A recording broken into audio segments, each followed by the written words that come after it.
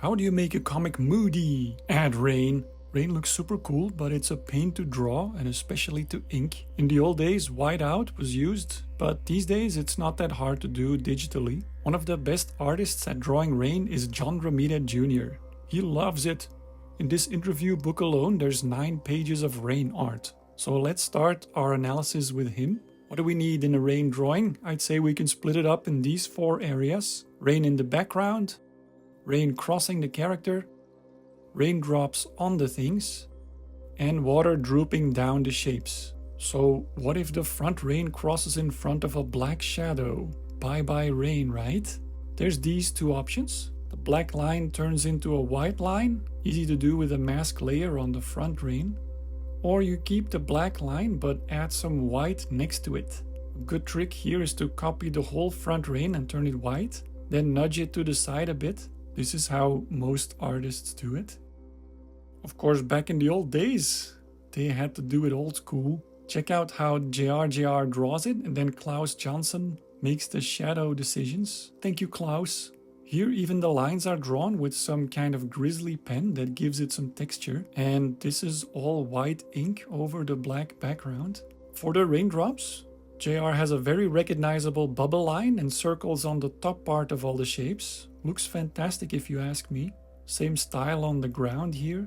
And then what really sells the effect is water dripping down, which is also a good trick to add a 3D quality to the character, making it run along the roundness of the shapes. Here note how the wind not only makes the rain go at a 45-degree angle, but also the hair and the suit and the puddle go in the same direction. This one here a bit simpler, just straight sky rain and some well-placed drops and rundowns create the effect as well. Another classic rain artist is Mike Zeck, who drew most of Kraven's Last Hunt in the rain. Sky rain with some thicker patches creates a good cloud effect like this.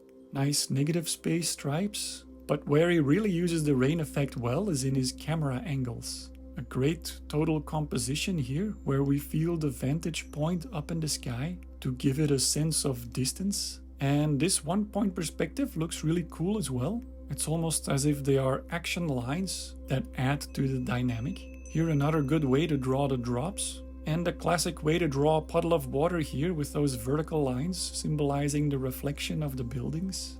Here Andy Kubert with both complete black or complete white rain and thick drops you can almost hear. Splotch! This old-timey one has a cool way to add some round shapes in the negative space to remind us that rain is actually not stripes but round balls of water. Same here in McFarlane's Spider-Man. Not super rainy in this, but he uses the drooping well to add detail and movement. Makes it even clearer he's being pushed back into the chimney. In the 21st century, the coloring methods changed and it was possibly to let it all up to the colorist. But not a fan of that, since I am the retro guy. On to the weekly stick figure challenge, of which the topic was rain this week. Let's see if you can guess who I am drawing.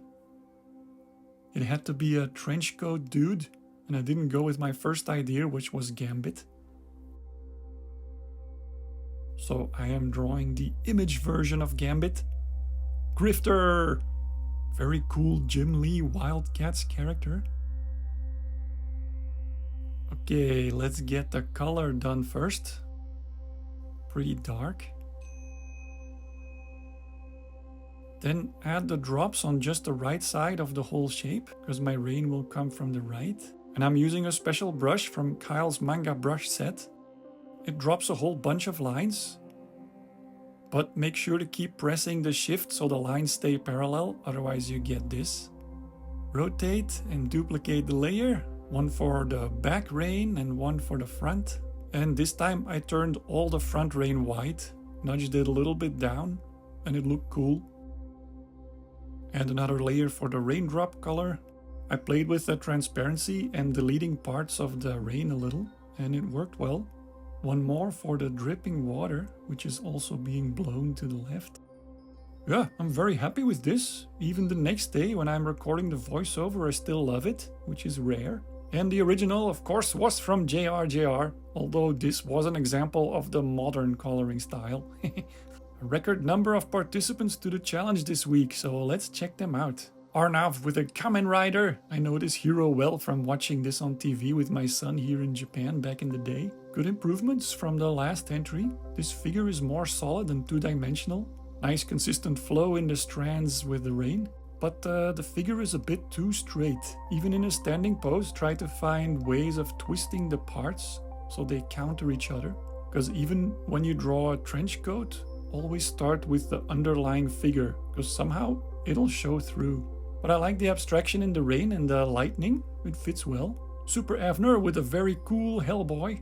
The shadow looks really good, and I also like the cigarette, lots of expression coming from the eyes even though they are simple. The drops are good, but I wish the rain was a bit stronger, and not having them cross the cave outline makes it a bit difficult to read what is in front of what. Because if you put the white behind the black as well, you instantly get that extra dimension.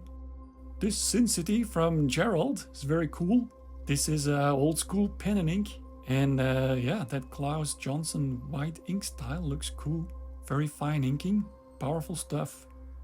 Super Chevalier went all out. Great callback to the previous video with a nicely done chest S. And I see he also used that black and white nudge technique with the double lines here. Maybe some wet water streams on the body would have been nice to sell the water effect.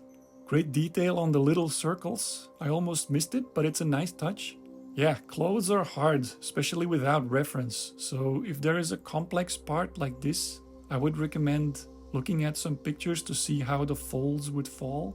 But the energy in this is super clear. Then C19 with the Thing. Great colors and a fun arty interpretation of a comic book character. He also sent me the reference he used. Very good choices and a great example of how to use reference well without copying. He also reminded me of the great Will Eisner, who does fantastic rain. When I first saw the drawing, I would have fixed this part because the stream goes in front of the body but behind the hat. And then I saw Jack Kirby did the same thing. What I would have done is just add one little white stripe to place it behind. How about this? Then Kashak with a Ninja Turtle. Good choice. Also a good improvement from last week. I like the freestyling curves on the coat and background.